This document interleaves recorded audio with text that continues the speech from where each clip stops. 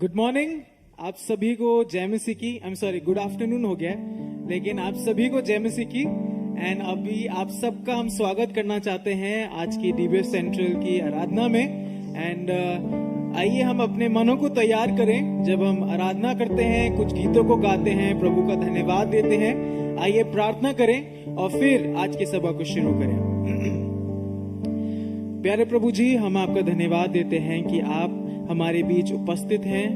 प्रभु जी, हम आपको इनवाइट करते हैं, आपका स्वागत करते हैं प्रभु हमारे बीच। आपका धन्यवाद देते हैं प्रभु आपकी उपस्थिति के लिए। आपने एक बार फिर हम सभी को ये मौका दिया है प्रभु, जहाँ पे हम एक साथ मिलके भले ही अपने घरों में हैं, लेकिन तब भी प्रभु हम आपकी आराधना कर रहे हैं परिवार के साथ, एक कलीसिया में मिलके। प्रभु आपका धन्यवाद देते हैं प्रभु जी। ये पूरे समय को हम आपके हाथ में सौंपते हैं। जब हम गीतों को गाते हैं, आपकी आराधना करते हैं, तो हम आपसे यही प्रार्थना करते हैं कि हमारे गीतों को गाना, हमारा ताली बजाना आपको ग्रहण योग्य हो सके। और प्रभु हम आपसे ये भी प्रार्थना करते हैं कि आज अपने वचन के द्वारा हमसे बात करें, हमें इनकरेज करें, हमें उत्साहित करें प्रभु जी। हमारे आत्मिक जीवन में पूरा समय हम आपके हाथ में सौंपते हैं। हर तरीके की डिस्ट्रैक्टिंग वाली चीजें, हर तरीके का थॉट्स जो हमें भटका देता है, वो सबको यीशु मसीह के नाम से हम दूर करते हैं। और प्रभु जी ये पूरे समय को आपके हाथ में सौंपते हैं, सारा आदर महिमा आपको देते हुए यीशु मसीह के नाम से, आमीन। आइए हम गीत गाएं, प्रभु की आराधना करें, उसकी स्तुति करें। और गीत कहता है, नारे लगाओ और गाओ रे, झंडा मसीह का फैलाओ रे। आइए एक साथ मिलके प्रभु की आराधना करें। और मैं ये सोच रहा था कि आज हम जो आराधना करने वाले हैं, आराधना का मतलब क्या है। ये जो समय है, ये सेलिब्रेशन का समय है, जहाँ पे हम एक साथ मिलके प्रभु की आराधना करते हैं, उसका धन्यवाद देते हैं पिछले हफ्ते के लिए जो उसने हमारे साथ किया, उसकी सुरक्षा के लिए, उसकी आशीषों के लिए उसका धन्यवाद देते हैं। तो आइए एक साथ मिलके ताली बजाते हुए प्रभु की आराधना करें, उसके नाम को ऊंचा उठाएं और नारे लगाते हुए हालेलुया गाएं।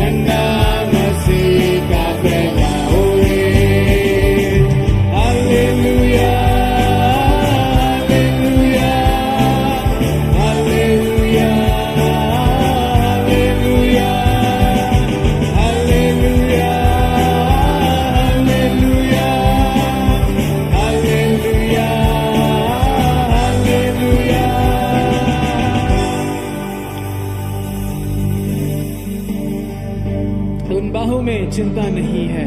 आइए अपनी आंखें ऊपर को लगाते हैं, प्रभु का धन्यवाद देते हैं और ये मानते, प्रभु तेरे साथ जब हम हैं तो तेरी कोई चिंता नहीं है, क्योंकि तू मेरे साथ रहता है।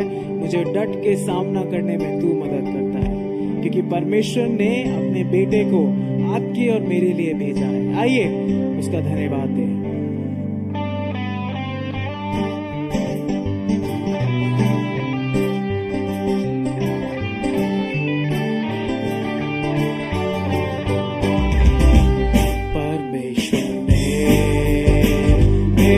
यीशु को जीवन देने याद करके बोझ नहीं उठा मुझको बचाने। अब मैं भी जीऊंगा बस उसके प्यार में, उन बाहों में चिंता नहीं कल क्या होगा,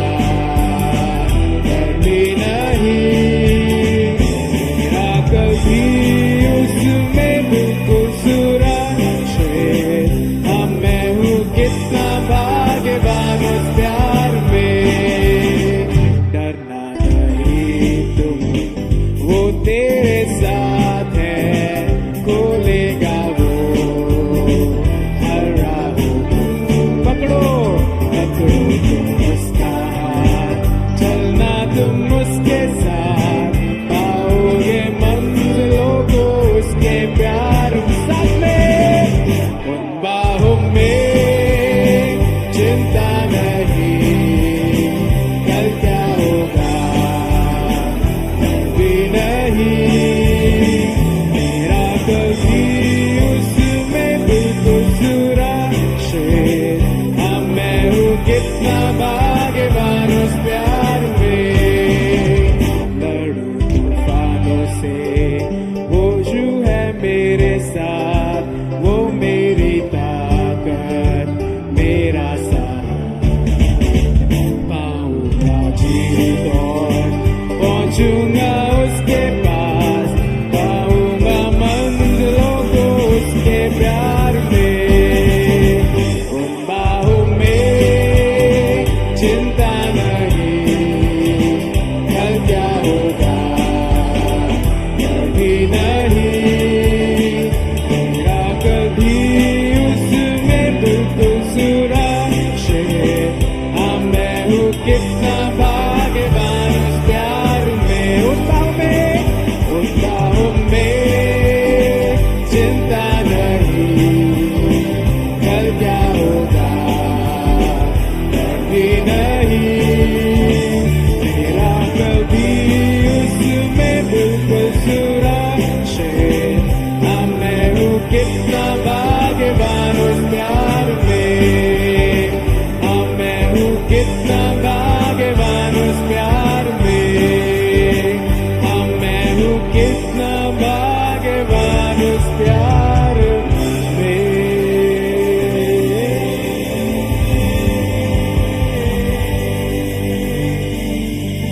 हाँ प्रभु जी, हम आपका धन्यवाद देते हैं। सच में वी आर प्रिविलेज्ड कि आप जो पूरे सृष्टि के रचयिता हैं हमसे प्रेम करते हैं। आपका धन्यवाद देते हैं प्रभु। भजन संहिता 124 इस प्रकार कहती है, इस्राएल ये कहे, यानी हम सब ये कहे कि यदि हमारी ओर यहोवा न होता, यदि यहोवा उस समय हमारी ओर ना होता। जब मनुष्य ने हम पर चढ़ाई की तो वह हमको उसी समय जीवित निगल जाते जब उनका क्रोध हम पर भड़का था। हम उसी समय जल में डूब जाते और धारा में बह जाते, उमड़ते जल में हम उसी समय ही बह जाते। धन्य है यहोवा जिसने हमको उनके दांतों तले जाने न दिया। हमारा जीव पक्षी के समान चिड़ीमार के जाल से छूट गया, जाल फट गया, हम बच निकले। यहोवा जो आकाश और पृथ्वी का करता है, हमारी सहायता उसी के नाम से होती है। किस नाम से हमारी सहायता होती है? वो है यीशु नाम। और जिस तरीके से ये वचन कहता है कि हम उसमें थे तो सही, लेकिन परमेश्वर आए, जाल फट गया और हम निकल चुके।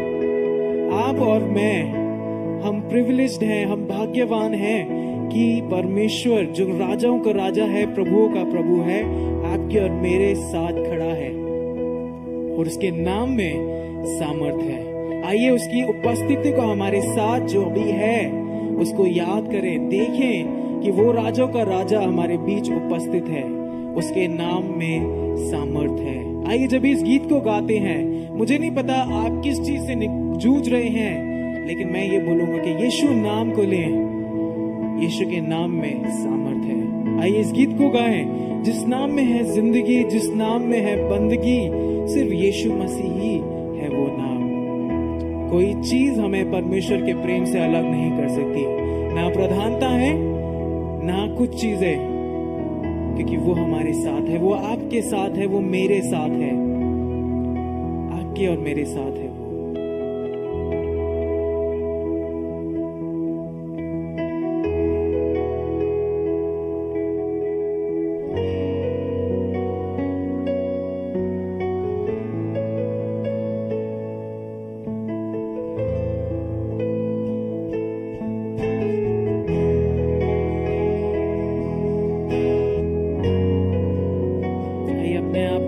उसे समर्पित करें।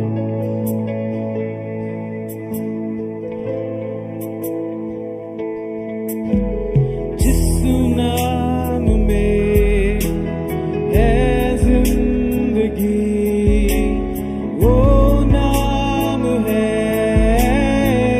यीशु मसीह। जिस नाम में है बंदगी,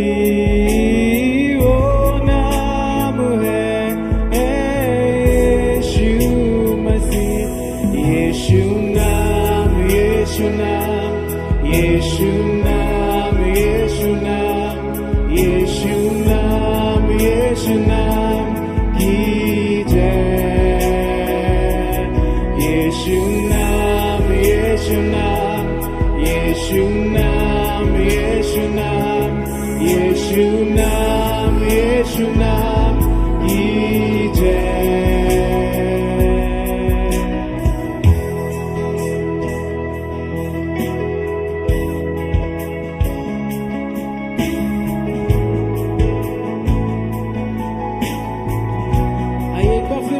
जिस नाम में है जिंदगी, वो नाम है यीशु मसीह। जिस नाम में है बंदगी, वो नाम है यीशु मसीह।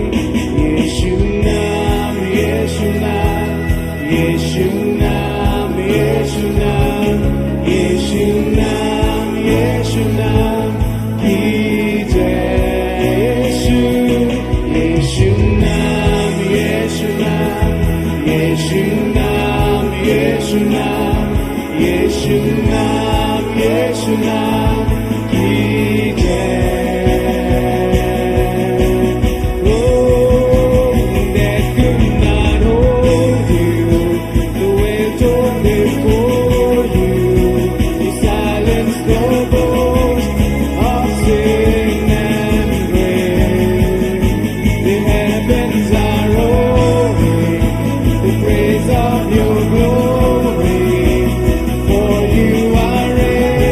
Still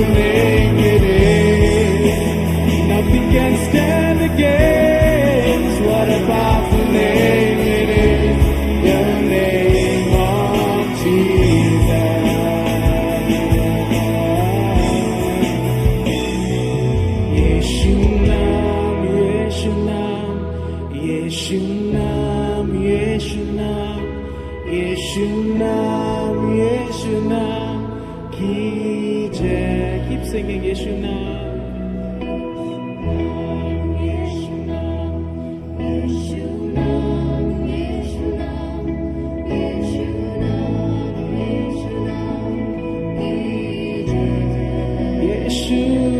यीशु नाम यीशु नाम यीशु नाम यीशु नाम यीशु नाम यीशु नाम की जय।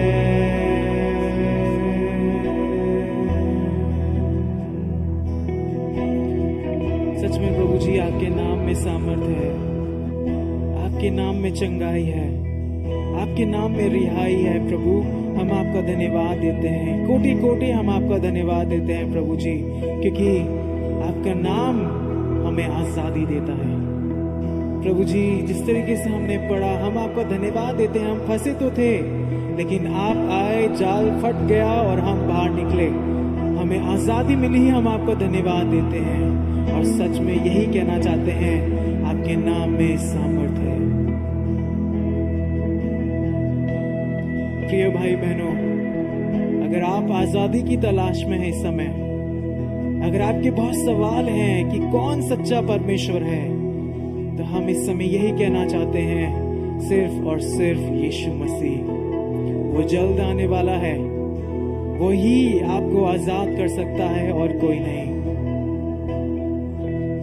और कोई नहीं। मैं आजाद हूँ, मैं आजाद तेरे लहू से हुआ हूँ। आइए उसको समर्पित करें अपने आप को। आजाद हूँ, मैं आजाद तेरे लहू से हुआ हूँ। एक बार फिर मैं आजाद, मैं आजाद हूँ, मैं आजाद तेरे लहू से हुआ हूँ। मैं आजाद, मैं आजाद हूँ, मैं आजाद तेरे लहू से हुआ हूँ।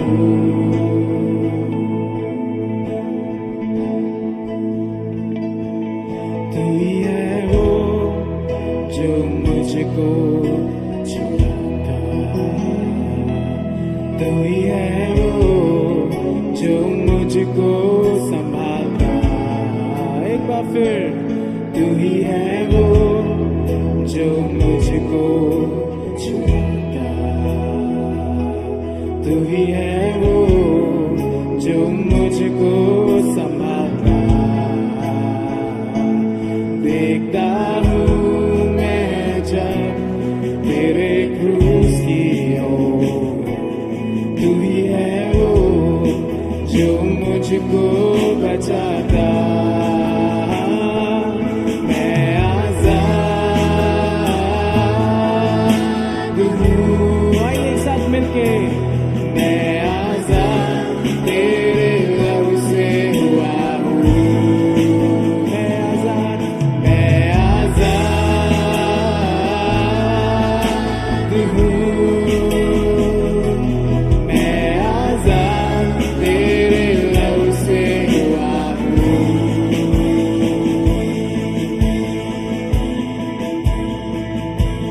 तू ही है वो जो मुझको बुलाता, तू ही है वो जो मुझको चलाता। देखता हूँ मैं जब तेरे क्रूस की ओर, तू ही है वो जो मुझको दौड़ाता। मैं आजाद हूँ, मैं आजाद तेरे लहू से हुआ हूँ। वो आपकी आजादी आपको देता है। मैं आजाद हूँ, मैं आजाद तेरे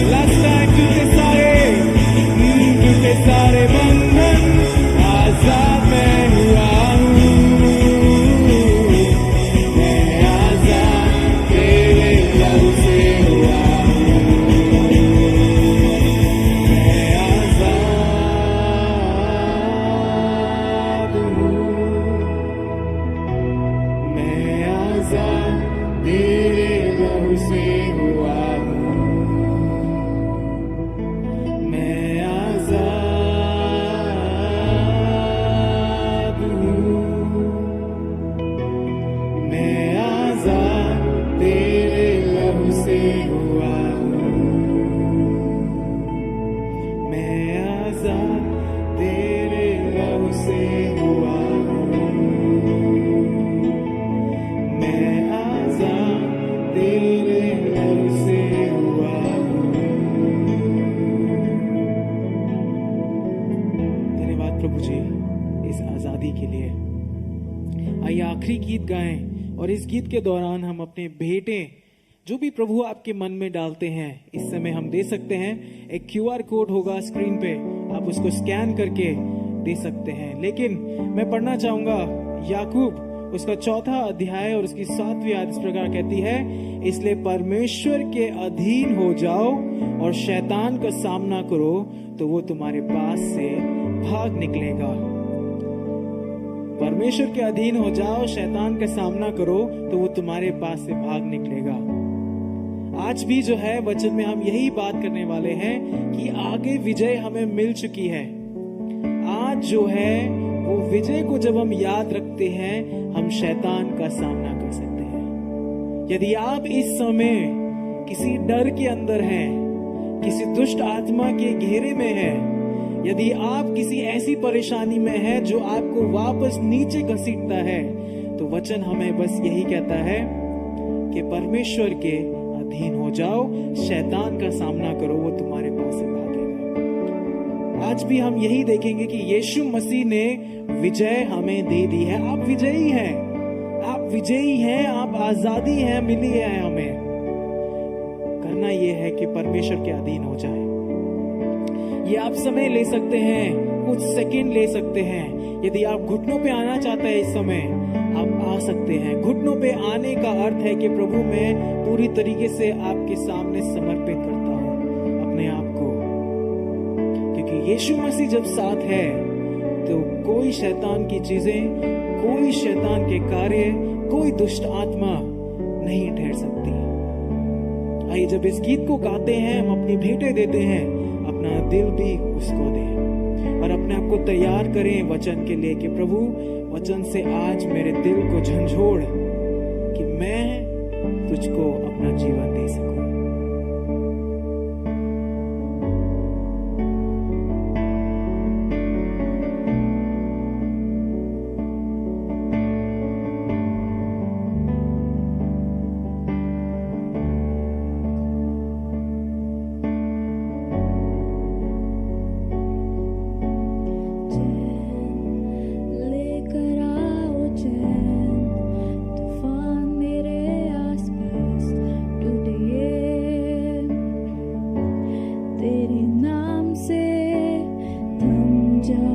समुद्र तू थम जा, क्रोध मुझ में थम जा, हर लहर तेरे नाम से यीशु यीशु। तुझसे अंधकार घबराता यीशु यीशु, तुझसे डर शांत हो यीशु यीशु। तुझसे अंधकार घबराता यीशु यीशु।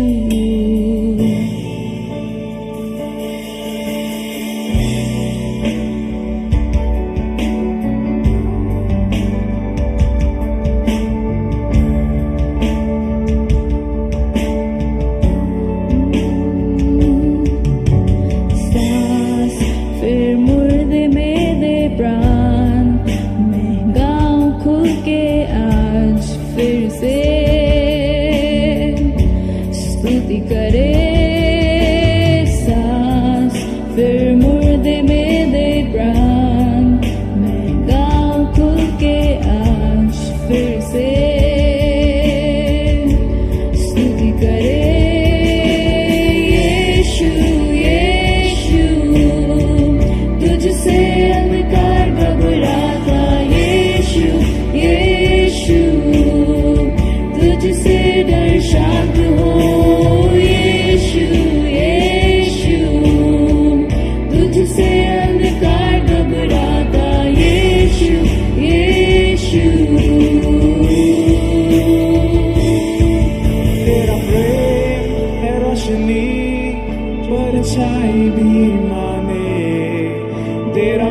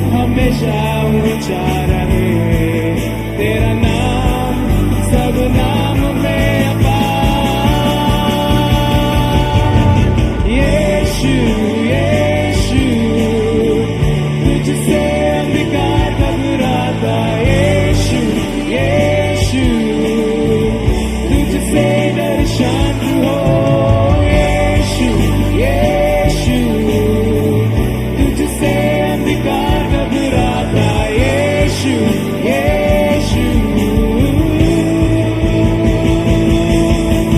यीशु यीशु तुझसे अंधकार घबराता यीशु यीशु तुझसे डर शांत हो यीशु यीशु तुझसे अंधकार घबराता यीशु यीशु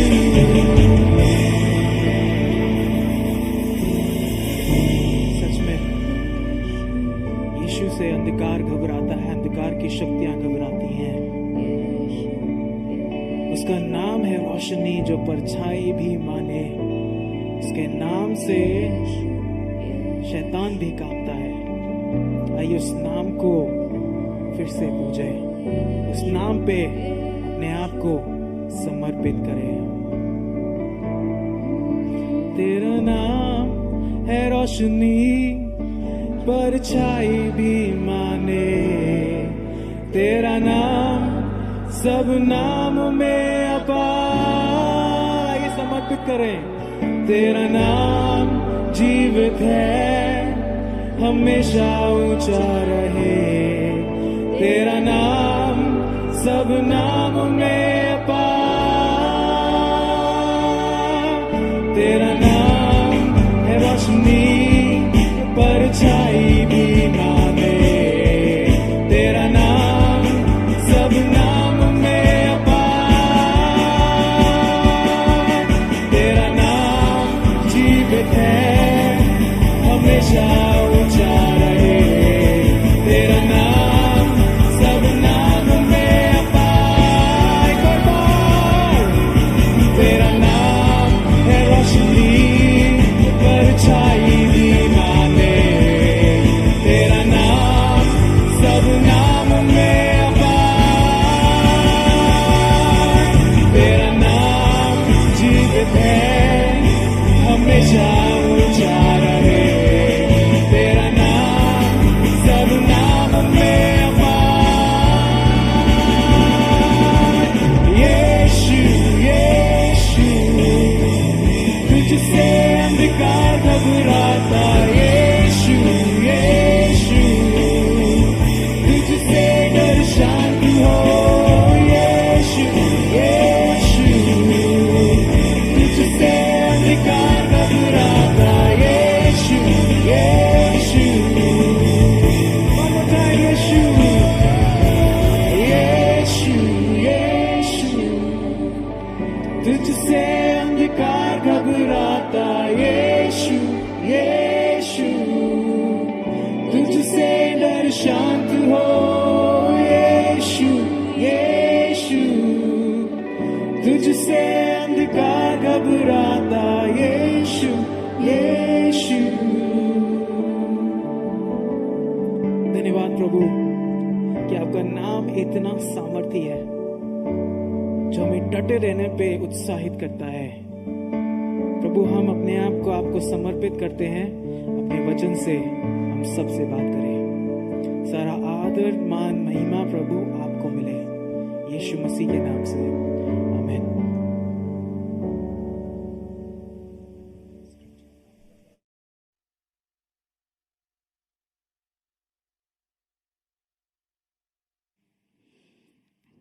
आइए पवित्र वचन का पाठ पढ़े जो प्रकाशित वाक्य 21 से है। 21 चैप्टर है।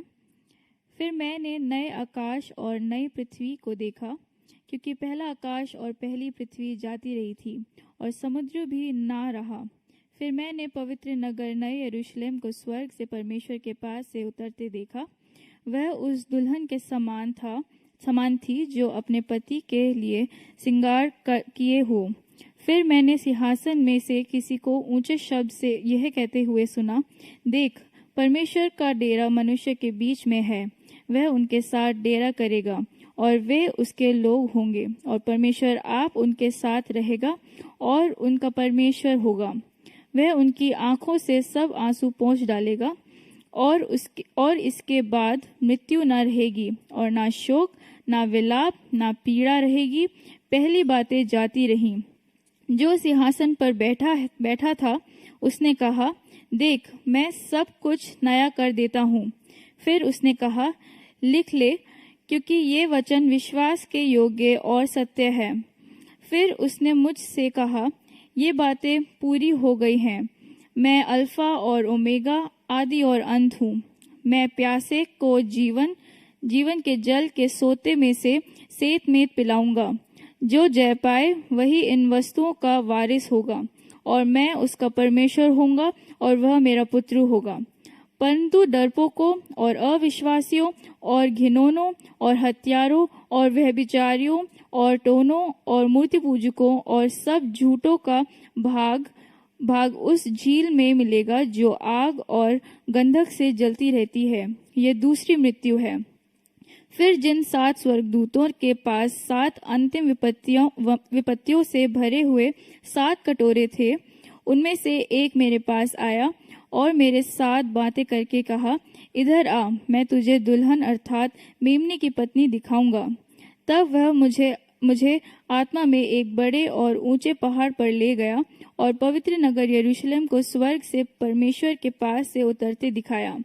परमेश्वर की महिमा उनमें थी और उसकी ज्योति बहुत ही बहुमूल्य पत्थर अर्थात बिल्लौर के समान यशब की तरह स्वच्छ थी। उसकी शहरपनाह बड़ी ऊंची थी और उसके 12 फाटक और फाटकों पर 12 स्वर्गदूत थे, और उन फाटकों पर इस्राएलियों के 12 गोत्र के नाम लिखे थे। पूर्व की ओर 3 फाटक, उत्तर की ओर 3 फाटक, दक्षिण की ओर 3 फाटक और पश्चिम की ओर 3 फाटक थे। नगर की शहरपनाह की 12 नींवें थी और उन पर मेमने के 12 प्रेरितों के 12 नाम लिखे थे।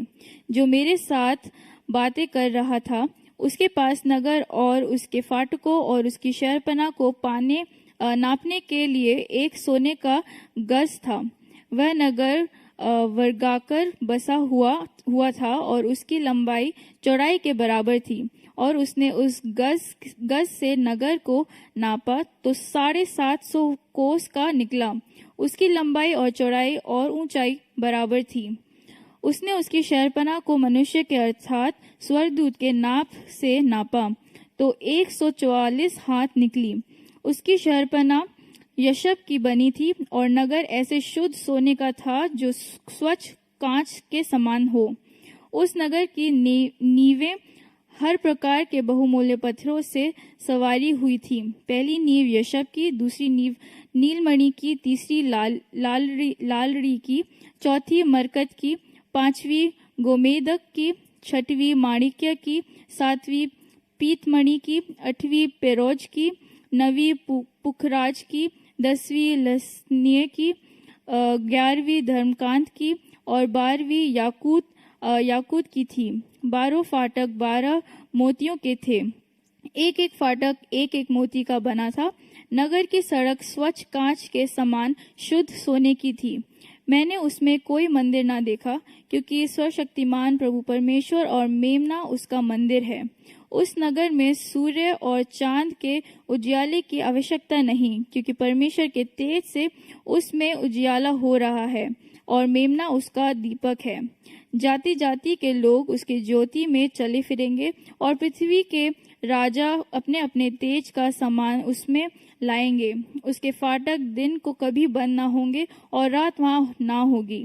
लोग जाति जाति के तेज और वैभव का सामान उसमें लाएंगे, परंतु उसमें कोई अपवित्र वस्तु या घृणित काम करने वाला या झूठ का गढ़ने वाला किसी रीति से प्रवेश ना करेगा, पर केवल वे लोग जिनके नाम मेमने के जीवन की पुस्तक में लिखे हैं।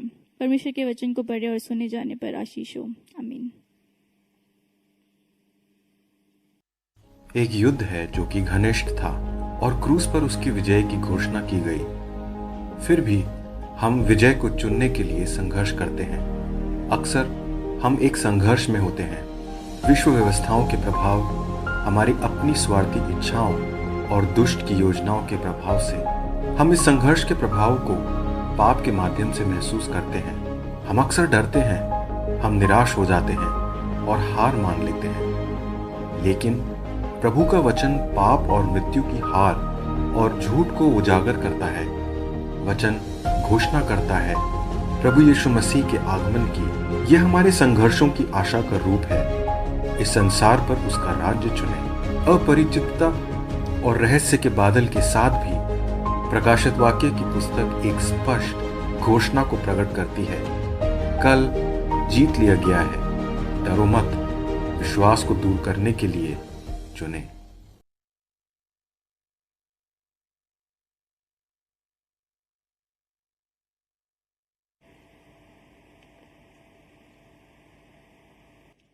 आप सभी का स्वागत है आज की सभा में। धन्यवाद देते हैं प्रभु के वचन पढ़े जाने पर, धन्यवाद देते हैं आज की आराधना पे। और वचन में जाने से पहले मैं एक छोटा सा अनाउंसमेंट करना चाहूँगा कि बपतिस्मे की हम लोग क्लासेस कर रहे हैं 21 और 28 सितंबर को। दोनों ट्यूसडे हैं, मिडवीक है, शाम को 7 से 8 बजे तक। तो 21 और 28 सितंबर याद रखिएगा। आप अपने परिवार में या अपने होम ग्रुप में किसी को आमंत्रित करना चाहते हैं तो ज़रूर से उनको बता सकते हैं।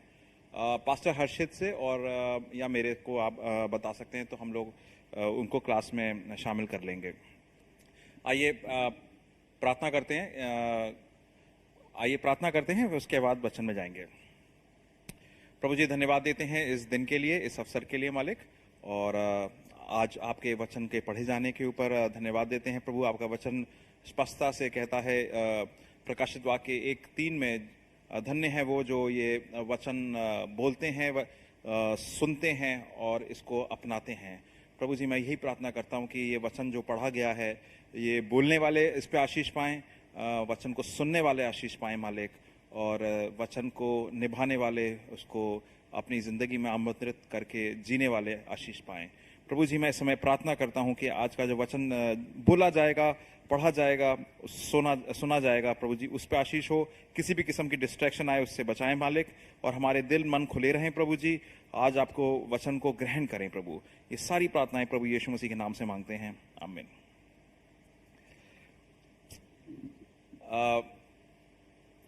नेल्सन मंडेला की एक उनका बड़ा एक अनोखा एपिसोड है उनकी लाइफ का, जिसमें जब वो राष्ट्रपति बन गए थे तब अपने एक गार्ड के साथ वो एक मील पे खाना खाने गए, और वहाँ पे होटल में, रेस्टोरेंट में उन्होंने देखा कि एक पहचाना हुआ सा व्यक्ति है। तो उसको बुलाते हैं, गार्ड से कहते हैं कि उसको बुलाओ मेरे पास और मैं खाना खाता हूँ उसके साथ। तो जब वो व्यक्ति आता है उनके पास, तो वो बेचारा घबरा जाता है, काफ़ी आंखें नहीं मिला पाता है, और उनके साथ खाना खाता है, फिर वो चला जाता है।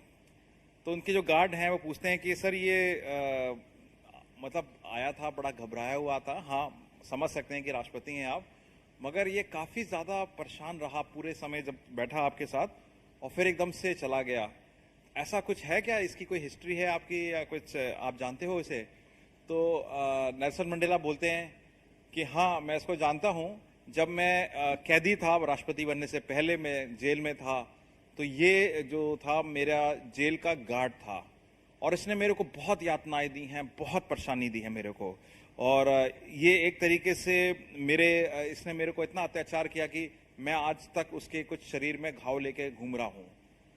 पर मैंने प्रण बना लिया था कि जब प्रभु मेरे को यहाँ से निकालेंगे, या मैं यहाँ से बचूंगा, या मैं राष्ट्रपति बनूंगा, तो जिन जिन लोगों ने मुझे यातनाएं दी हैं उनके ऊपर मैं बदला नहीं निकालूंगा, बल्कि उनको अच्छी तरह से उन पे पेश आऊंगा। और आज ये मेरे को मौका मिला, तो मैंने उसके साथ वही करा जो मैंने विचार करा था, ना कि वो जो मुझे जो ये उपेक्षा करता होगा, और इसीलिए ये घबराया हुआ था। आप देख सकते हैं कि इस छोटे से एपिसोड में बहुत एक गहरी सच्चाई है ये, कि जब नेल्सन मंडेला जेल में थे तो उन्होंने आने वाले दिन के बारे में विचार करा कि वो विजयी दिन रहेगा उनका, जब वो राष्ट्रपति होंगे, और उस विजयी दिन को स्मरण करके, जानकर, जिस समय वो यातनाएं प्राप्त कर रहे थे, उस समय विजयी मन से जी सकते थे और जी रहे थे। आज प्रकाशित वाक्य में भी हमारे और आपके लिए यही कुछ समझ है कि हम लोग वचन से देख रहे हैं, वचन से जान रहे हैं, और आज भी अच्छी तरह से देखेंगे कि आने वाले कल में हमारे लिए विजय घोषित है, विजय ऑलरेडी हो रखी है। राज्य भी कर रहे हैं। और अगर वो विजय और राज्य घोषित है और सच्चाई का है, तो आज मैं और आप इस युद्ध को, जीवन के इस युद्ध को सामना कर सकते हैं, इस युद्ध का। तो आज हो सकता है कि आज आपकी जिंदगी में अलग अलग किस्म के युद्ध चल रहे हो। मुझे नहीं पता किस तरीके की आप विपत्ति में हो, किस तरीके की परेशानी में हो। फैमिली की हो सकती है, या आर्थिक स्थिति हो सकती है, या जॉब की लेके हो सकती है, या उसके बाद सिर्फ सांसारिक ही नहीं, मानसिक तरीके से भी आप पीड़ित हो सकते हैं। अलग अलग किस्म की जगह से आप परेशान हो रहे होंगे। आने वाले कल का भय होगा, या बीते हुए कल के बारे में आप सोचकर घबरा रहे होंगे कि रिग्रेट में जी रहे होंगे, या आज के बारे में बस आप भय में जी रहे होंगे। अलग अलग किस्म की चीजें हो सकती हैं। या ये भी हो सकता है कि आपके पास जिंदगी में सब कुछ है जो आपको चाहिए, और आपको प्रभु की भी जरूरत नहीं है। तो अलग अलग किस्म के युद्ध में हैं हम इस समय।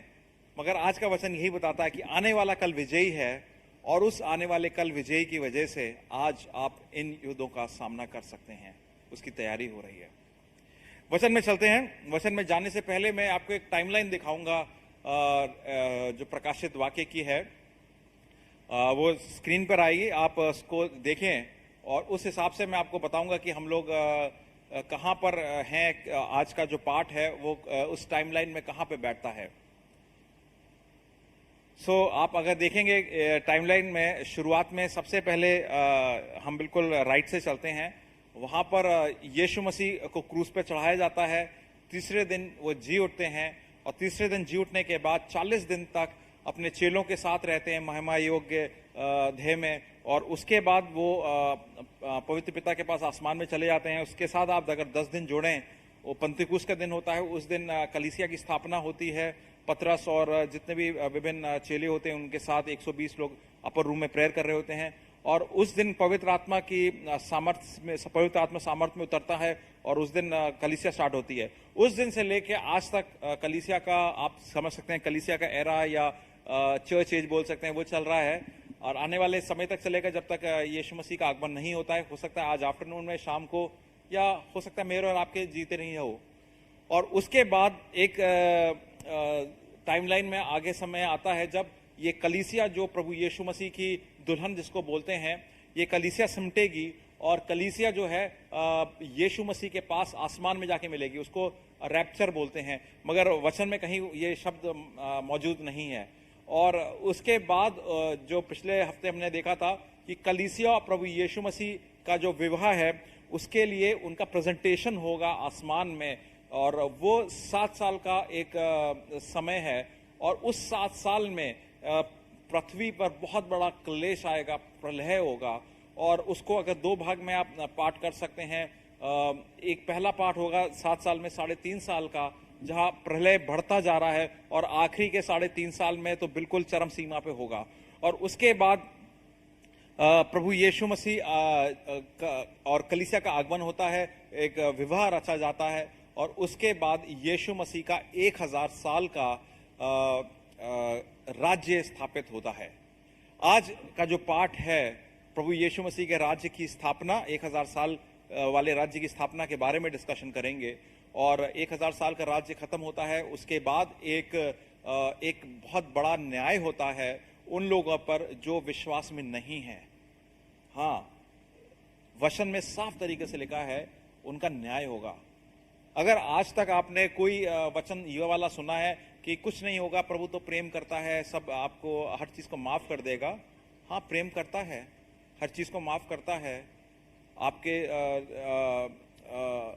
अज्ञानता को ऊपर भी उसका प्रेम, आपका अनुग्रह चलता है। मगर एक सीमा होती है, उसके आगे नहीं, और वहां पे वो सीमा खत्म हो जाती है। और उसके बाद समय लुप्त हो जाता है, समय को फोल्ड करके हटा देते हैं। घड़ियों का कोई समय नहीं होगा, या उसकी जरूरत नहीं होगी। और उसके बाद अनंत काल, इटर्निटी जिसको बोलते हैं, चालू हो जाएगा। तो अगर आपने ये समझ लिया है तो इसको 3 तरीके से लोग समझते हैं। ज्यादा डिटेल में नहीं जाएंगे, मगर हम इस कलीसिया में इसकी माने इस हिसाब से हम लोग लेते हैं। मगर इसका मतलब ये नहीं है कि हम लोग बड़े कट्टर तरीके से इस वाले रूल को फॉलो करेंगे। जो वचन में लिखा है साफ तरीके से, उसी का इंटरप्रिटेशन निकालकर ये आपके सामने हमने पेश करा है। आइए वचन में चलते हैं। वचन में देखते हैं कि इस वाले जो डिस्कशन है, प्रभु का वचन हमसे क्या बोलता है। प्रकाशित वाक्य 19:11 में लिखा है, फिर मैंने स्वर्ग को खुला हुआ देखा और देखता हूं कि एक श्वेत घोड़ा है, उस पर एक सवार है। ये श्वेत घोड़ा जिसपे यीशु मसीह सवार हैं, इसका मायने ये है कि उस समय जितने भी आर्मी के जनरल थे या रोमन जनरल थे, वो सफेद श्वेत घोड़े पे आते थे। और इसका मतलब है कि वो काफी सारे विजयी यात्राएं करते थे, या उनका काफी सारा मतलब एक तरीके से सामर्थ्य का प्रदर्शन होता था। और उसी चीज का प्रभु यीशु मसीह प्रदर्शन कर रहे हैं। और उस पे जो सवार है, जो विश्वास योग्य और सत्य कहलाता है, वो धर्म के साथ न्याय और युद्ध करता है। प्रभु यीशु मसीह का जो नाम है, इसमें विश्वास योगी और सत्य के नाम से दिया गया है। और हम लोग चर्च में बार बार ये चीज सुनते हैं कि यह विश्वास योग्य है, सत्य है, धर्मी है। हाँ, ठीक है, मगर क्या आपने कभी सोचा है कि ये विश्वास योग्य किस तरीके से हैं? ये वचन में साफ तरीके से प्रभु बोलते हैं, मैं वैसे ही हूं जो कल था, आज हूं और आने वाले कल में भी होऊंगा। और यही विश्वास योग्यता है। मेरे और आपकी तरह नहीं है कि हम लोग समय को देखकर बदल जाते हैं, या कोई अच्छा लगा तो उसकी तरफ रुझान हो गया, या किससे अच्छी बनने लगी तो उसकी तरफ रुझान हो गया, कहीं किसी से फायदा मिलता है तो उनके साथ मेल मिलाप कर लिया। प्रभु यीशु मसीह वैसे नहीं है, वो बदलते नहीं हैं। आगे वचन में लिखा है, उसकी आंखें आग की ज्वाला है और उसके सर पर बहुत से राजमुकुट हैं। उस पर एक नाम लिखा है जिसे उसका छोड़ और कोई नहीं जानता। उसकी आंखों में ज्वाला है। वही आंखें हैं जो एक दिन लोगों को करुणा से देखती थी, वही आंखें जो लोगों को प्रेम से देखते थे, और उसी प्रेम से लोगों को अपने पास बुलाकर उनको प्रभु का पाठ देते थे और उनको उनको आशीष दी।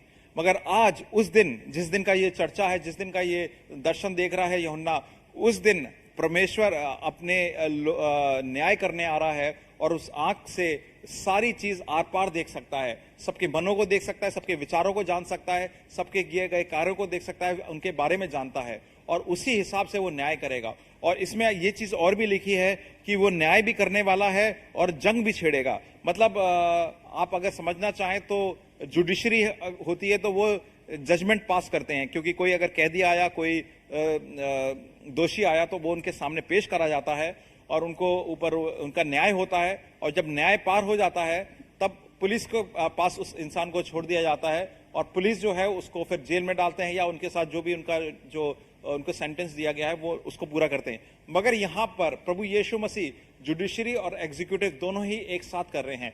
वो न्याय भी कर रहे हैं और न्याय का जो संचलन है वो भी एक साथ ही प्रभु यीशु मसीह कर रहे हैं। उसके आगे दिखा है, वो लहू छिड़का हुआ वस्त्र पहने है और उसका नाम परमेश्वर का वचन है। ये लहू प्रभु यीशु मसीह का क्रूस पे बहाया हुआ लहू नहीं है। ये लहू प्रभु यीशु मसीह का वो वाला लहू है जो मेरे और आपके लिए जंग पे जंग करते हुए, मेरे और आपको छुटकारा देते हुए आए हैं। और आज अब जब यहां पर पहुंचे हैं तो उनका नाम वचन कहा गया है। ये यूहन्ना ने दर्शन देखा था, तो आपको अगर याद हो, यूहन्ना का जो इंजील है, यूहन्ना के जो गॉस्पेल है, उसमें शुरुआत में पहले चैप्टर में लिखता है कि आदि में वचन था, वचन परमेश्वर के साथ था, वचन ही परमेश्वर था। और 14वें आयत में लिखा है कि वचन देहधारी बना, मतलब द वर्ड बिकेम फ्लैश। और वही वचन के बारे में यूहन्ना अब दर्शन देखता है और उसका जिक्र करता है। उसके बाद 14वें वर्ष में लिखा है, स्वर्ग की सेना श्वेत घोड़े पर सवार और श्वेत और शुद्ध मलमल पहने हुए उसके पीछे पीछे हैं। जाति जाति को मारने के लिए उसके मुंह से एक चौखी तलवार निकलती है।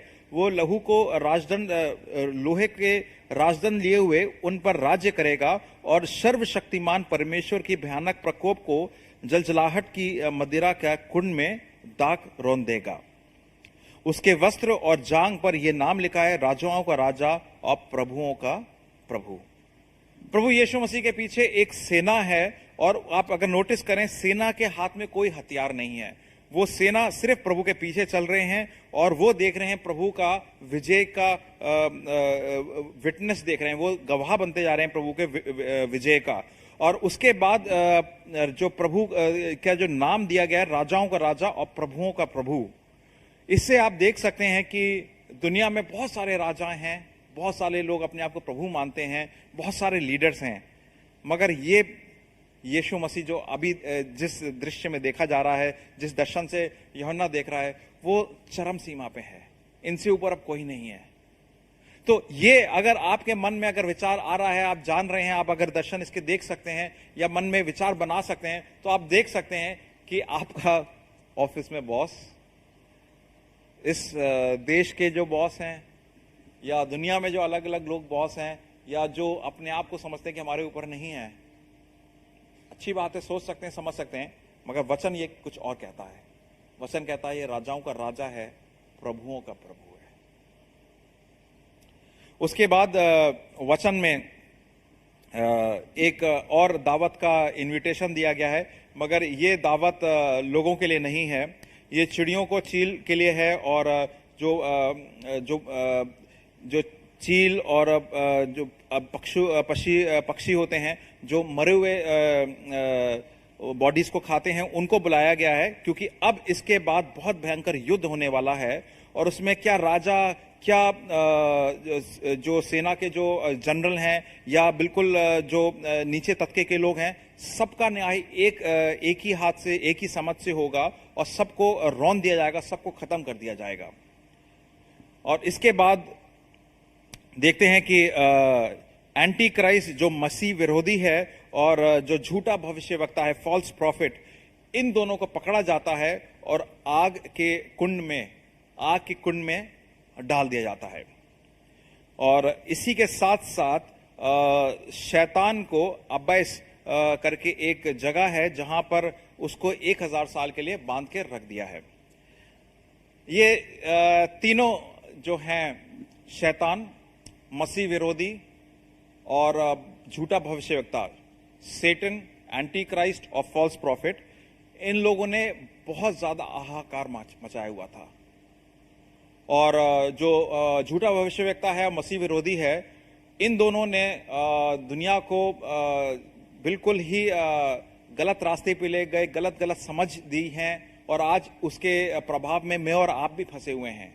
इंटरनेट देख सकते हैं आप, दुनिया के राजाओं के जो डिसीजंस हैं वो देख सकते हैं आप, लोगों के जो अलग अलग किस्म की ट्रेडिशंस बने हुए हैं, सुपरस्टिशंस बने हुए हैं, वो देख सकते हैं आप, लोगों को फंसाया हुआ है अलग अलग सोच में, विचार में, वहां से निकल नहीं पा रहे, वो देख सकते हैं आप। ये दोनों लोगों ने वो उत्पन्न करा है, और इन दोनों को अब बांधकर आग के कुंड में डाल दिया गया है हमेशा के लिए। शैतान को अबैस करके एक जगह है, वहां पे 1000 साल के लिए रखा है, और उसके बाद उसको थोड़ी देर के लिए निकाला जाएगा। तो आप देख सकते हैं कि इस समय जो भी दुनिया में पाप का प्रभाव लाते हैं, दुनिया का जो प्रभाव है, मेरे और आपका जो देह है और शैतान है, उसमें से शैतान और दुनिया का प्रभाव चला गया है, और यहां पर अब प्रभु यीशु मसीह का राज्य स्थापित होता है।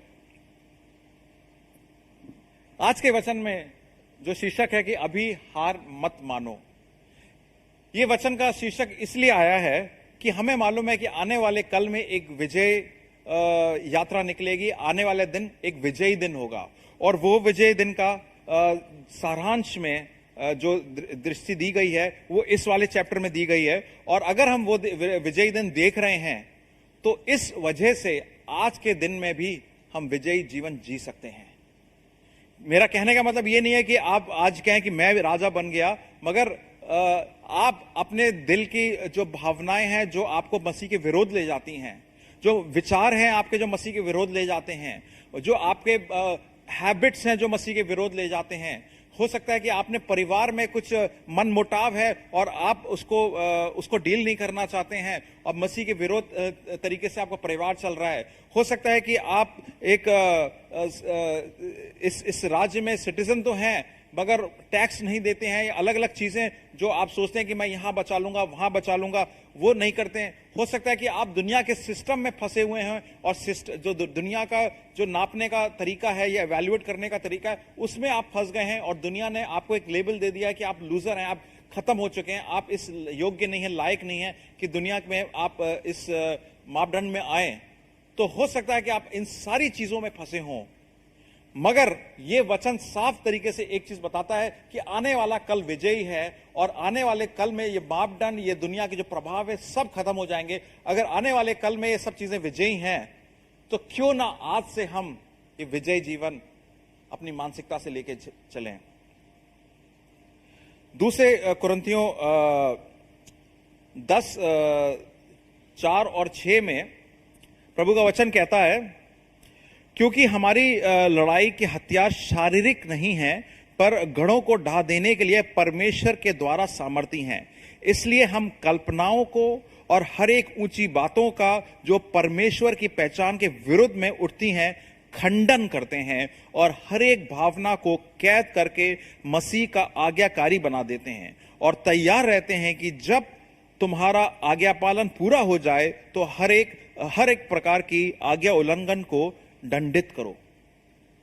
आज हो सकता है कि आप और मैं एक मानसिक तरीके से एक जेल में बैठे हुए हैं, और उस मानसिकता के जेल में दुनिया के प्रभाव से शैतान की हो सकता है कि अलग अलग टेक्निक्स आप पे लगी हों, या मन का जो विचार है या हमारा देह की जो एक लालसा है उसकी वजह से नीचे खींचे हों, और उस वजह से हम लोग फंसे हैं इस मानसिकता में।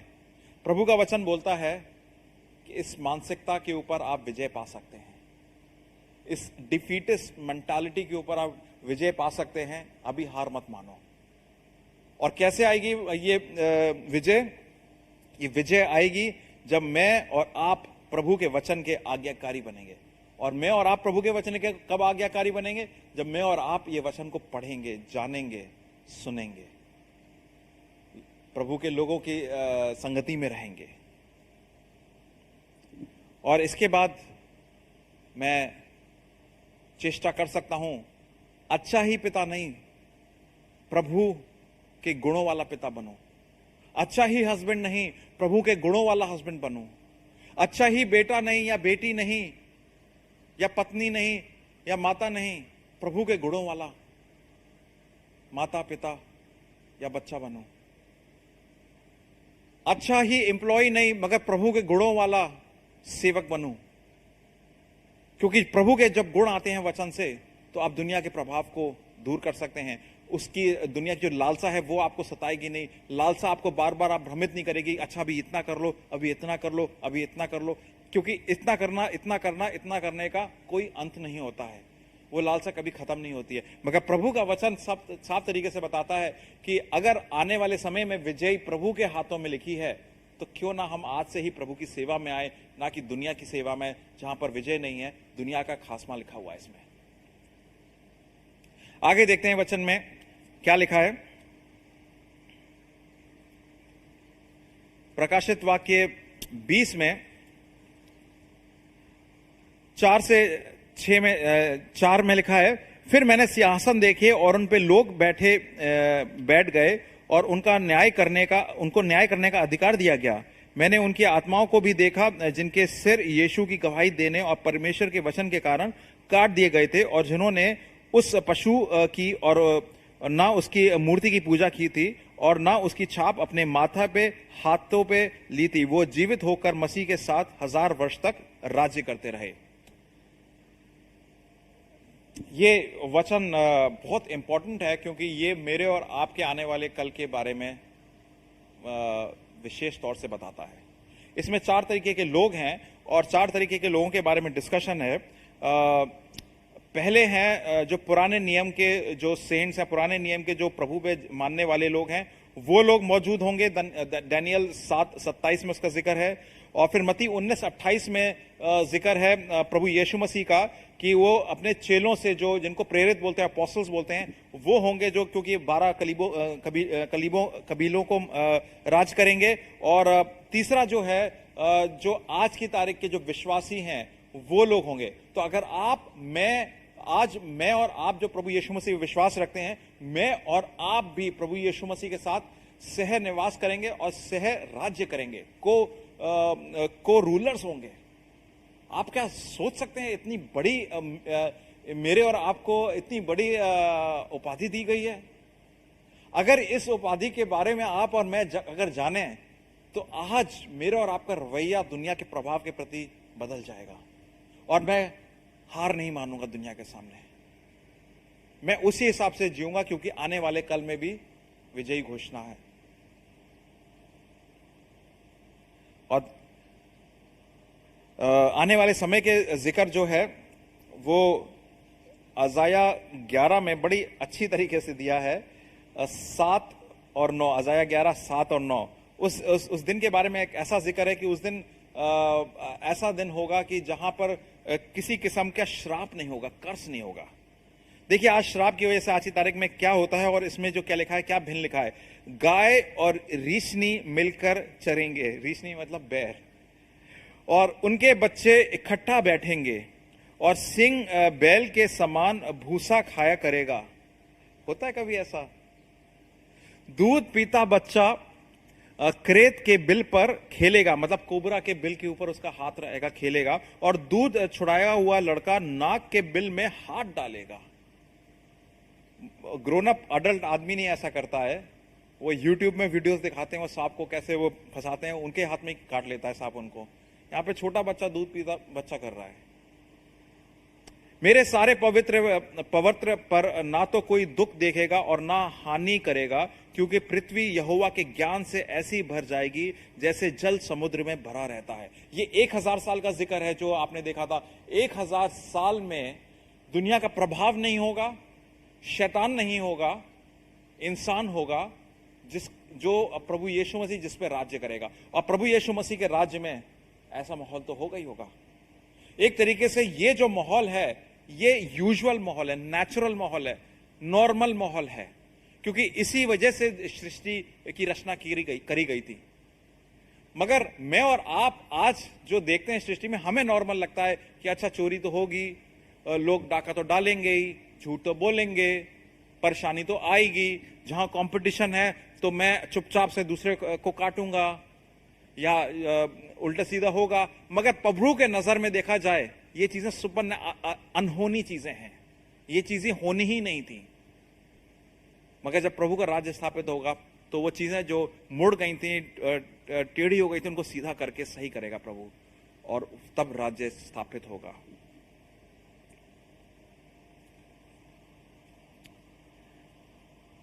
आगे देखते हैं प्रभु के वचन में 20 प्रकाशित वाक्य 20 में।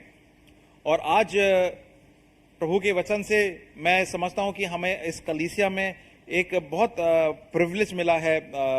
हम भाग्यशाली हैं कि आज हम वचन को प्रकाशित वाक्य से पेश कर सकें, जहां पर हमें वर्डिक्ट की मांग करता है वचन। आप लोगों ने एमी कारमाइकल का नाम जरूर सुना होगा। एमी कारमाइकल जो थी बहुत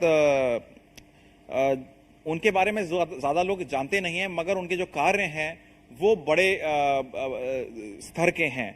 उन्होंने आयरलैंड से आई और यहाँ पर अपने आप को स्थापित करा इंडिया में, और इंडिया में उन्होंने साउथ इंडिया में जाकर जो छोटी छोटी बच्चियाँ थी जिनको कुल देवी करके बोलते हैं, उनको बेसिकली उनको वैश्यवृत्ति में या फ्लैश ट्रेड में डाल दिया जाता था, वहां से उन्होंने बचाया था। और उनके बारे में एक कहानी बोली जाती है कि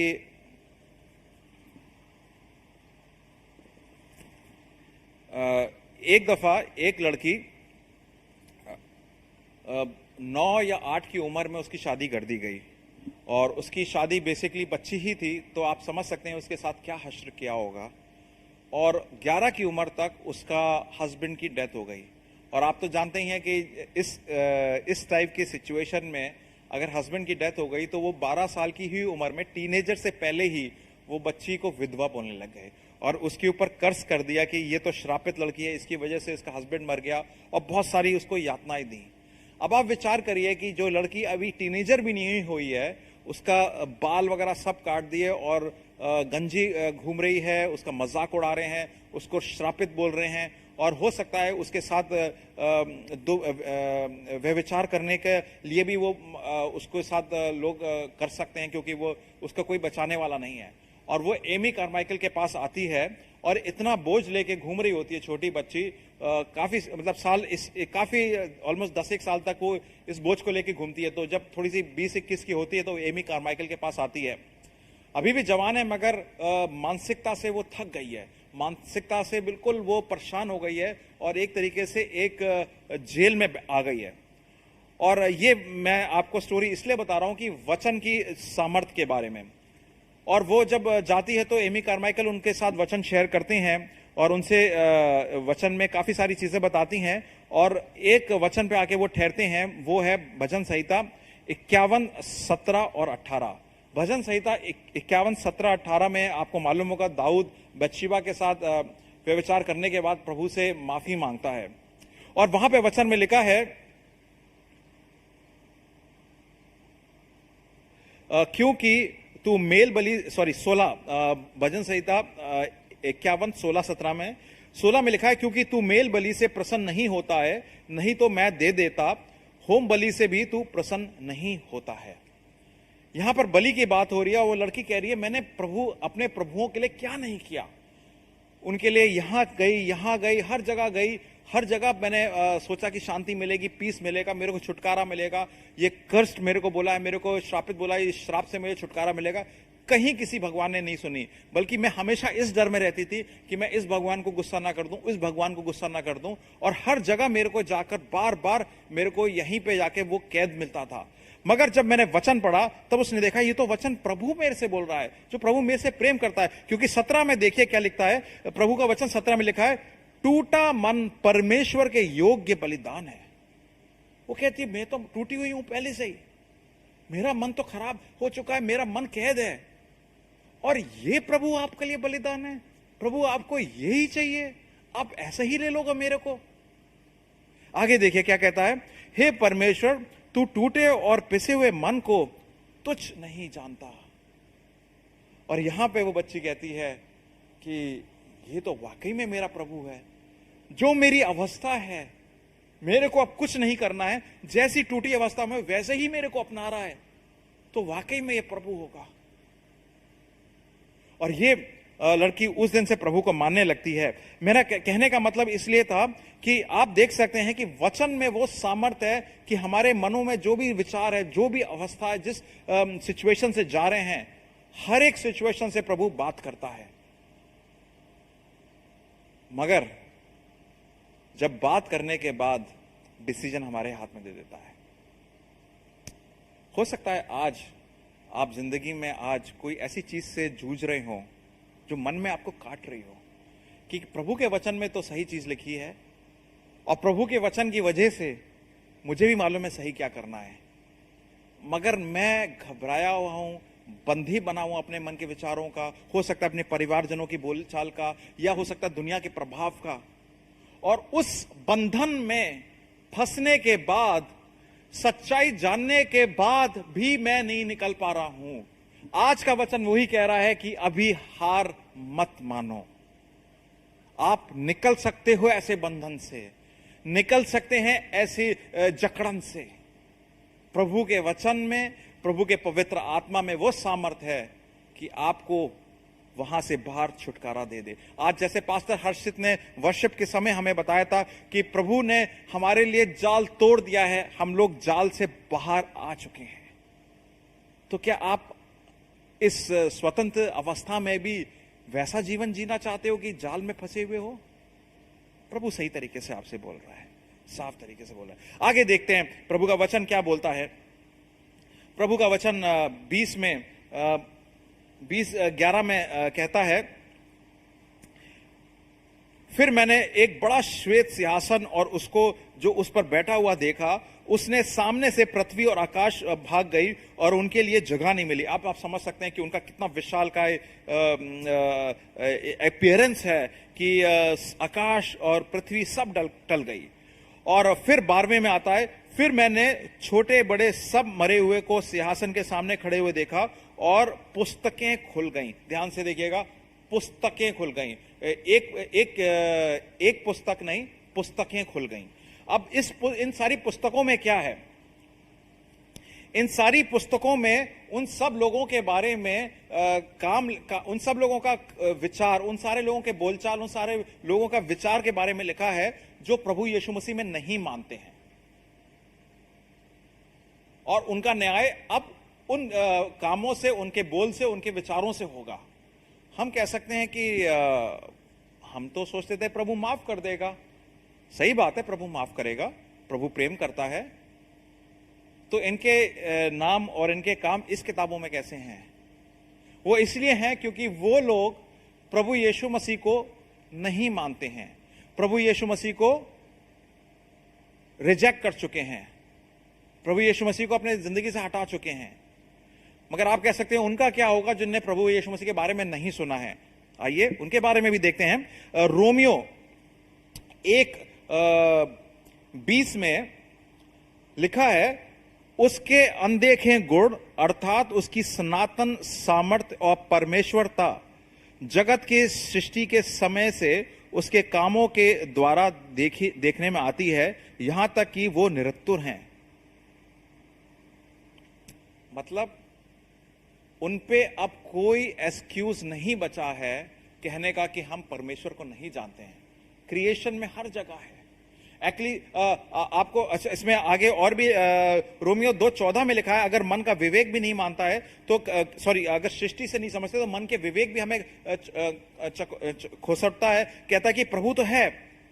प्रभु का वचन रोमियो 2:14 में लिखा है, फिर जब अन्य जाति लोग उसके पास व्यवस्था नहीं, जिनके पास व्यवस्था नहीं है, मतलब जिनके पास प्रभु का वचन नहीं है, प्रभु की समझ नहीं है, उनके देखे कैसे प्रभु बात करता है।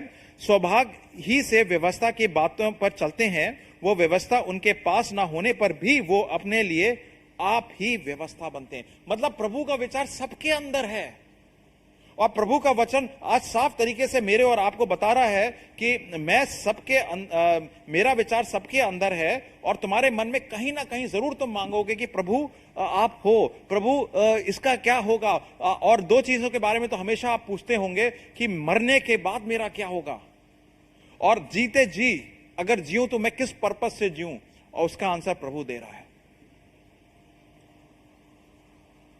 अब प्रभु के वचन में देखते हैं 12 में, फिर मैंने छोटे बड़े मरे हुए सबको सिंहासन के सामने खड़े हुए देखा और पुस्तकें खुल गई। तो ये उन पुस्तकों की बात है। और उसके बाद वचन में आता है, और फिर एक और पुस्तक खुली गई, अर्थात जीवन की पुस्तिका। ये वो वाली पुस्तिका है जिसमें जिन लोगों ने प्रभु यीशु मसीह को अपना उद्धारकर्ता माना है, उनके नाम लिखे हैं। और इसमें इनके ऊपर कोई न्याय नहीं होगा, क्योंकि इनका जो न्याय है यीशु मसीह ने क्रूस पे ले लिया है। जो पाप नहीं था वो भी पाप मेरे और आपके लिए बनकर क्रूस पर चढ़ा दिया गया, और मैं और आप पाप रहित हो गए। तो मेरा और आपका जजमेंट तो 2000 साल पहले ही हो गया। आप कह सकते हैं 10 साल पहले पैदा हुआ, 15 साल, 20 साल, 25 साल, 50 साल पहले पैदा हुआ, ठीक है। मगर आप पैदा होने से पहले ही आपका पाप का हिसाब हो चुका था। बस देर इतनी थी कि आप प्रभु यीशु मसीह को माने, और जब आप प्रभु यीशु मसीह को मानेंगे, हिसाब पूरा हो चुका है, जाओ भैया अपने रास्ते, क्योंकि आपका नाम पुस्तिका पे लिखा है। अगर आपका नाम नहीं लिखा है तो आज भाई और बहनों, मैं आपको एक सच्चाई से ये बोलना चाहूंगा कि आप विचार करें कि कभी आपके मन में विचार आया है कि मृत्यु के बाद मेरा क्या होगा? क्या बिल्कुल बिना इमोशनल हुए, बिना ज्यादा सोचे विचार करे आप कह सकते हैं कि हाँ, मृत्यु के बाद मैं प्रभु के पास ही रहूंगा? आज हम इस 3 कैटेगरीज में हो सकते हैं। हम हो सकते हैं कि हम प्रभु यीशु मसीह में विश्वासी हों, तो बहुत अच्छी बात है। मगर एक ये चीज भी जानिए कि आपका और मेरा काम है नमक ज्योति का। तो अगर मैं और आप विश्वासी हैं तो मेरे रहते हुए मेरे परिवारजन में जो यीशु को नहीं जानते हैं, मेरे आसपास इर्द गिर्द लोग जो यीशु मसीह को नहीं जानते हैं, या मेरे काम जहां पे करता हूं या स्कूल कॉलेज में पढ़ता हूं वहां पे यीशु मसीह को लोग नहीं जानते हैं, तो मेरा वहां पे रहने का फायदा क्या है? क्या सिर्फ एग्जिस्टेंस के लिए मैं आया हूं? जीऊं, चर्च में आके ताली बजाऊं, चंदा दे दूं, कभी कदार थोड़ा सा गेम खेल लूं, फुटबॉल वगैरह, और खत्म, अब तो ऊपर ही जाऊंगा? देखिए, सारे कामों का हिसाब भी होगा। पिछले हफ्ते हमने देखा था कि एक बहुत भव्य फीस्ट होगा जिसमें जिस जिस हिसाब से प्रभु यीशु मसीह के विश्वासियों ने काम किया था उसी हिसाब से उनका पहनावा होगा। तो हमारे और आपके काम क्या हैं? प्रभु के वचन को बांटना। मैं ये नहीं कह रहा हूं कि आप सिर्फ ट्रैक बांटें तो ही प्रभु का वचन बांट रहे हैं। अपने कामों से, अपने विचारों से, लोगों के लिए प्रार्थना करने से भी आप प्रभु का वचन बांट सकते हैं, प्रभु की प्रभुता बांट सकते हैं। तो मैं एक आपसे इल्तिजा करूंगा, आपसे रिक्वेस्ट करूंगा कि आपके पास व्हाट्सएप ग्रुप होंगे बहुत सारे, 2-3 व्हाट्सएप ग्रुप तो आपके कॉलेज के दोस्तों के साथ वाले होंगे या स्कूल के दोस्तों के होंगे। आप स्क्रॉल करिए उसे और उसमें देखिए कि हो सकता है कि काफी सारे बड़े क्लास में 30, 35, 40 लोग होंगे। इसमें हो सकता है विश्वासी आप ही अकेले हों या 2 लोग और हों। तो बचे हुए 35 में से 33 का हिसाब कौन करेगा? आप और मैं मिलकर उन लोगों के लिए प्रार्थना कर सकते हैं। मौका लग सकता है तो उनसे वचन भी शेयर कर सकते हैं। आपको जानते हैं वो कि आप विश्वासी हैं, तो आपका विश्वासी होने का, नमक ज्योति का कार्य तो यहां से स्टार्ट होता है। हो सकता है आप विश्वासी रहे हो किसी समय।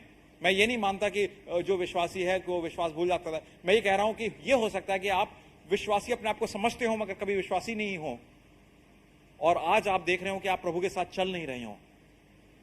तो हो सकता है कि आज लगभग 1:30 बजे करीब प्रभु आपको वापस अपने पास बुला रहे हैं और कह रहे हैं कि आज का दिन 12 तारीख सितंबर का दिन है जब तुम ये डिसीजन ले लो, फाइनल डिसीजन ले लो कि तुम अपनी जिंदगी के साथ क्या करोगे। आज 1:30 बजे के बाद अब डिसाइड हो जाएगा तुम क्या करते हो। और हो सकता है भाई और बहनों, आप इस कलीसिया में बार बार आ रहे हो, आपके दोस्त, आपके वाइफ, आपके हस्बैंड, आपके बच्चे या आपके माता पिता, आपके दोस्त या कोई रिश्तेदार विश्वास में हो, उनकी वजह से आप ये सर्विस को अटेंड कर रहे हैं या आपने प्रभु यीशु मसीह का नाम सुना हो और सिर्फ आज हो सकता है आप यही सेक्शन देख रहे हो। तो हो सकता है प्रभु ने आपका इंतजाम करा हो कि आप ये सेक्शन देखें और ये जानें कि प्रभु यीशु मसीह आपसे प्यार करता है, प्रेम करता है, और ये नहीं चाहता कि आप नष्ट हो। ये नहीं चाहता कि आप रात में जब सोएं तो आप इस डर से, इस खौफ से सोएं कि अब मेरा क्या होगा अगर मैं मर गया। प्रभु चाहता है कि आप उनके साथ अनंत जीवन बिताएं। तो ये समय होगा कि हम और आप सोचें, विचारें और प्रभु यीशु मसीह को अपनाएं। प्रभु का वचन रोमियो 10 में बोलता है कि जो प्रभु यीशु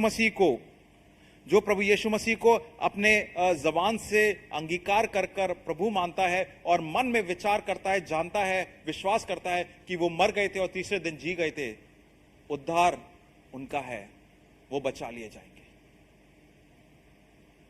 ये देश को प्रभु यीशु मसीह की जरूरत है, इस शहर को प्रभु यीशु मसीह की जरूरत है, आपके प्रिय जनों को यीशु मसीह की जरूरत है, आपके दोस्तों को यीशु मसीह की जरूरत है जो नहीं जानते हैं। मैं यही आपसे रिक्वेस्ट करूंगा कि आज आप अपना विचार बना लीजिए कि आप यीशु मसीह के साथ हैं कि नहीं। दुनिया के सामने हार ना माने मगर प्रभु के सामने आज आकर हार मान लें। आइए प्रार्थना करते हैं। प्रभु जी, धन्यवाद देते हैं इस समय का और इस वचन का। हम पे बोल नहीं है मालिक, बोल आपके हैं, सामर्थी बोल हैं और उन्हीं बोल के हिसाब से ये वचन शेयर करते हैं। प्रभु जी, जितने भी भाई बहनों ने ये वचन सुना है, पवित्र आत्मा उनसे बात करें, पवित्र आत्मा उनके दिलों में उजागर करें उस इच्छा का, उस विचार का, हो सकता है उस भय का भी कि आने वाले समय में मेरी मृत्यु के बाद क्या होगा मेरा, और आज जीते जी मैं जी भी रहा हूं तो क्यों जी रहा हूं, क्या पर्पस से जी रहा हूं, ये जिंदगी कहां जा रही है। सिर्फ कॉलेज और घर, कॉलेज और घर और वीकेंड, कॉलेज घर वीकेंड, या काम घर वीकेंड, मगर इस जिंदगी का और भी कुछ मतलब है कि नहीं। प्रभु जी, ऐसे विचार मनों में डालें और उन विचारों का आंसर सिर्फ आप ही की तरफ से आएगा, मालूम है मालिक। इसका आंसर कोई जी टीवी या कोई यूट्यूब या कोई इंस्टाग्राम या किसी का कोई विचार, बहुत ज्ञानी के विचार नहीं देंगे, क्योंकि वो ज्ञानी भी एक दिन कटघरे में खड़ा होगा। मालिक मैं ये प्रार्थना करता हूं कि आज जब हम जूझ रहे हैं इस समझ से जूझने के समय पवित्र आत्मा के द्वारा दिए गए आंसर को हम माने और प्रभु यीशु मसीह को अंगीकार कर कर अपना उद्धारकर्ता मान लें। प्रभु मैं प्रार्थना करता हूं इस समय आप दया करें इस देश पे, दया करें इस कंट्री पे, दया करें इस भाई बहनों पे जो इस समय विचार बना रहे हैं मालिक, और उनको अपने राज्य में आमंत्रित करें। उनका नाम प्रभु जी मेमने की जिंदगी की किताब में, जीवन की पुस्तिका में लिख दिया जाए मालिक। ये सारी प्रार्थनाएं प्रभु यीशु मसीह के नाम से मांगते हैं, आमीन। प्रभु यीशु मसीह का अनुग्रह, पवित्र पिता का प्रेम, पवित्र आत्मा की उपस्थिति अब से लेके अनंत तक बनी रहे, आमीन।